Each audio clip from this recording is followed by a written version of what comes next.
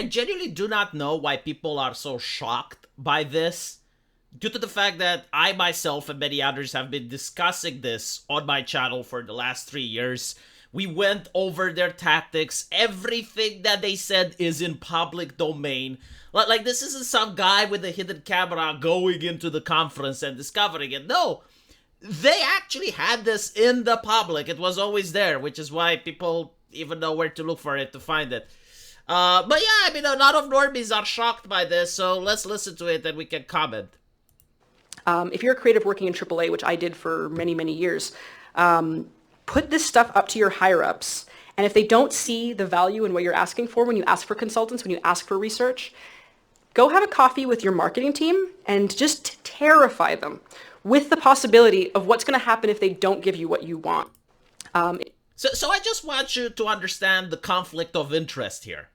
You have a person representing a consultant team. Like the way they make money is to leech off of corporations. And they're saying that you need to convince those corporations that she is needed. And if they don't, you terrify them. Now, how do you terrify them? You use the culture. She doesn't explicitly say it because she can get sued. But like it's basically, look, if you don't do this, you're going to get canceled on Twitter. And I actually seen this in action. I covered it in 2 different videos. There was this video game which took place in the colonial era in the New World. And you got to play as the conquistadors or you got to play as the Native Americans. I forgot the name of the game, but it was an open world type of thing. And all of a sudden you have like this deranged people on Discord going, it's like, oh my God, you're doing cultural appropriation and some other Californian buzzwords. And it looked as if the community is in an uproar. You had game journalists saying, oh my God, like how can you portray Native Indians like this? This is astonishing. Like, and then you see that the same person that were inciting this, the same person that were outraged about this, they were also, I happen to be related to Native Americans. Now, if you hire me as a consultant, I can fix your game. And luckily, they were told to fuck off. And we haven't heard about this controversy ever since, but you get to see the grift. You get to see the grift in action. It's like, oh, nice video game you have here. It would be such a shame if someone were to call you a racist. But I like the mafia, where you just pay them protection money and then they leave you alone. These people also damage your product. These people also get involved with the writing.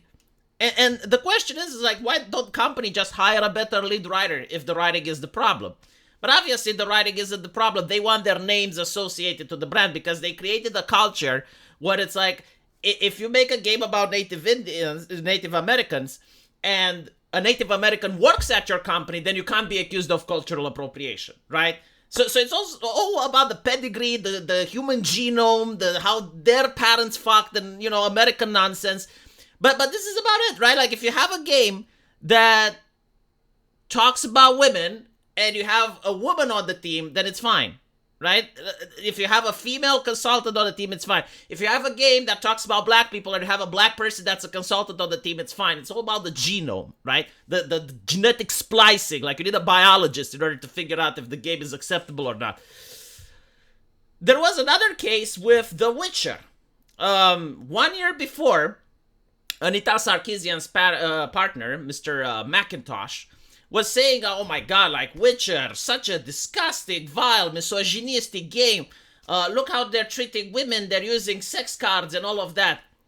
Despite the fact that the sex cards were incredibly popular, I remember having a girl at school and she was playing Witcher and she was going out of her work to collect those cards. Because, well, even women like to see Geralt fucking other women. Like, but anyway, right? Like, I know, but like women like human sexuality as well. It's bizarre to the American mindset, but it is what it is. So they're using this criticism, pulling it out of their ass, because it wasn't like the internet was outraged about the sex cards. Like most gaming communities didn't care until they brought it up.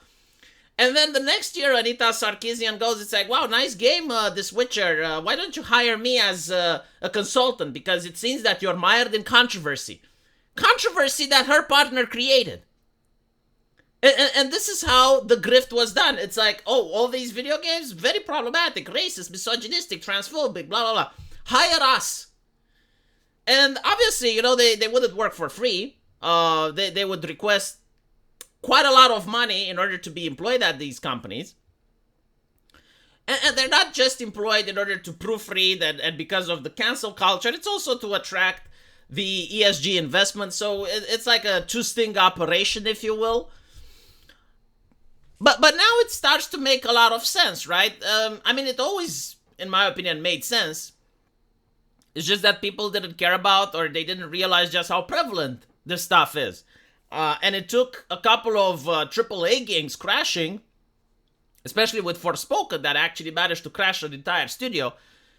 And then it took the censorship, the Streisand effect from that Sweet Baby employee, for people to actually get outraged and realize it. Like at the end of the day, it's all about like people craving entertainment. Because it's not that people don't want to buy video games. It's just that the industry is so stale right now, because if every single company hires the same chuckle fucks, and they're making like all of these games in the same cookie cutter build, there's no diversity, there's no innovation. Everything is the same, everything is bland, everything is generic, everything is like, yeah, I played this game before. Everything is safe and sanitized, and there's no more like video games that came out like Postal or Manhunt or even like the first GTAs. You notice that when they're remaking games and they're remaking classics that sold across the world amongst different races and genders, like GTA, they're like, no, we can't sell it like this. We need to censor this part and that part. Oh, Resident Evil, we can't sell it like this. We need to censor this and that. Like those games already worked. They already cash in money. This is why you're remaking them.